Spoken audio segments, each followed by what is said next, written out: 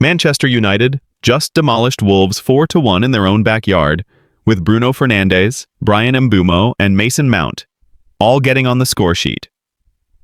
Both Rob Edwards and Rúben Amorim set up their teams in a 3-4-3 structure, creating a fascinating tactical battle across all phases of play.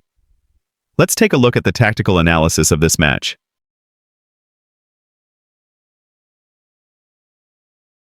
When Wolves had the ball, their plan was crystal clear. Don't play short, don't take risks. Go long and attack Manchester United's half with numbers. Rob Edwards knew his team couldn't go toe-to-toe in the build-up against a stronger United side, so Wolves went for a direct vertical approach from the very first phase. Every long ball acted like a trigger. As soon as it was played, Wolves swarmed the zone where it would land. They pushed bodies into United's half, fighting for the first contact and aggressively hunting the second ball. And even when they didn't win it, the pressure they applied forced Manchester United backwards, stopping them from building cleanly and pinning them deep inside their own half. This was the whole idea.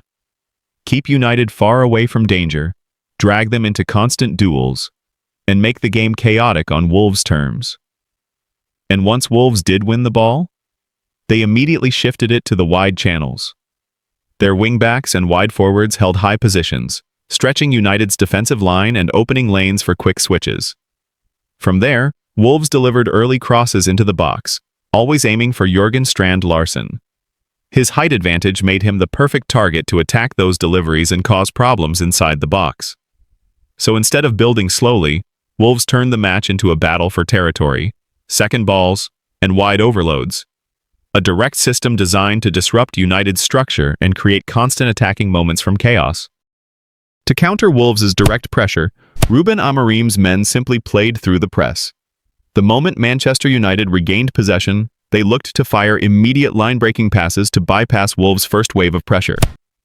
This allowed United to escape the chaos in midfield and attack Wolves' backline directly, often outnumbering them in transition. A perfect example is this moment here. Cunha, however, whips a cross into the box looking for Bellegarde, but the delivery misses everyone and is picked up by Amad. Instead of panicking or clearing the ball, Amad instantly plays a sharp line-breaking pass into Mbeumo. The two then combine quickly, driving straight at Wolves' exposed defensive line. This is exactly how United punished Wolves, by turning their aggressive press into an opportunity to break forward with speed and numbers. When Manchester United were in possession, they looked to build from the back using a wide back three. As the centre-backs stretched the pitch, Bruno, Amad, and Dalot pushed higher, leaving Casemiro as the single holding midfielder. From there, Bruno drifted into the number 10 space, Mbeumo moved into the right half space, Mount occupied the left half space, Dalot held the width on the left, and Amad stayed wide on the right. This meant United's 3-4-3 shape morphed into a 3-1-5-1, with Cunha leading the line and 5 players positioned between the lines. The idea behind this was very simple. Because Wolves defend in a compact 5-3-2 or 5-4-1, Manchester United always had a spare man in midfield to progress the ball. The extra player between the lines made it easier to break through Wolves' block and reach the final third with control. To counter this structure, Wolves tried to press United aggressively the moment the ball was played into midfield. Each time a United player received the ball, Wolves swarmed with numbers. 1 or 2 players engaged the ball carrier directly, while the rest blocked passing lanes, trying to create a gegenpressing scenario high up the pitch. On paper, the strategy made sense. Win the ball early, keep United trapped, and turn transitions into goal-scoring chances. But Wolves overlooked one key detail. Manchester United's players are technically secure and very comfortable under pressure. They could routinely escape Wolves' press, and Wolves didn't have the physical presence or speed to sustain that level of pressing over long periods. A good example is this moment with Dalot. He receives the ball under heavy pressure from John Arias, Larsen, and Andre. Andre steps in aggressively to press him, Larsen blocks the passing lane back to the center-back, and Arias closes the lane into Cunha. Dalot stays calm, holds the ball just long enough for Andre to overcommit, and then plays a clever pass into Cunha, exploiting the exact space that Andre vacated while pressing. This is how United repeatedly bypassed Wolves' pressure, by staying composed, drawing the press in, and releasing the ball into the gaps Wolves left behind. While Rúben Amorim's men could easily bypass Wolves' press in settled possession, they were even more dangerous on the counter. Wolves often committed 6, sometimes even up to 9 players into Manchester United's half when pressing, leaving huge spaces behind them. United took full advantage of this, using the pace of their wide players and their intelligent positioning to punish Wolves in transition. A perfect example comes in this moment. Bellegarde picks up the ball and tries to drive into space, but his touch is heavy. Luke Shaw immediately reads it, steps forward, and intercepts the ball. And just like that, a defensive situation flips into a counterattack.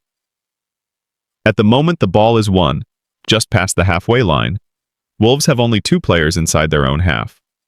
The rest are stranded high up the pitch. The loose ball rolls straight into the path of Bruno Fernandes, who carries it forward while Dalot bursts down the left flank at full speed. Bruno spots the run and tries to thread a pass into him. The ball is intercepted by Cunha, but he can't control it, and the deflection falls perfectly into Cunha's path. Cunha wastes no time and immediately slips the ball through to Dalot. When Dalot receives the pass, Mbeumo is momentarily offside because Dalot is still behind him. But as soon as Dalot takes his first stride forward, he moves ahead of Mbeumo, instantly putting Mbeumo back onside. Now Manchester United have a 2 versus 1 against goalkeeper Johnstone. The keeper steps out to close Dalot's shooting angle, but Dalot stays composed and squares a simple pass across goal to Mbeumo, who taps it calmly into an empty net.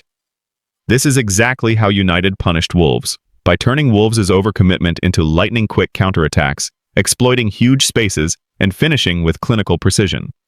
In the end, Manchester United completely controlled the game, both in possession and on the counter. Wolves' aggressive pressing and commitment of numbers left them vulnerable, and United exploited that with intelligent positioning, quick transitions, and clinical finishing. Rúben Amorim's men showed patience in building from the back, but the real damage came whenever they broke forward. The pace of their wide players and their ability to exploit spaces behind Wolves' press made the difference. Tactically, the match highlighted 2 key points. Wolves' direct high-press approach can create chances, but against technically strong and well-positioned players, it leaves huge gaps at the back. Manchester United, on the other hand, demonstrated how to remain composed under pressure, bypass a press efficiently, and turn defensive situations into deadly counterattacks. This 4-1 victory wasn't just about the goals, it was a complete tactical display, showing how structure, movement, and intelligence can break down even a crowded and aggressive defensive setup. If you enjoyed this tactical breakdown, make sure to like, subscribe, and hit the notification bell so you don't miss any future match analyses. Drop a comment below with your thoughts. Who impressed you the most today? And don't forget to share this video with a friend who loves football tactics as much as you do. Stay tuned, because we've got more matches coming, and the tactical battles are only getting better.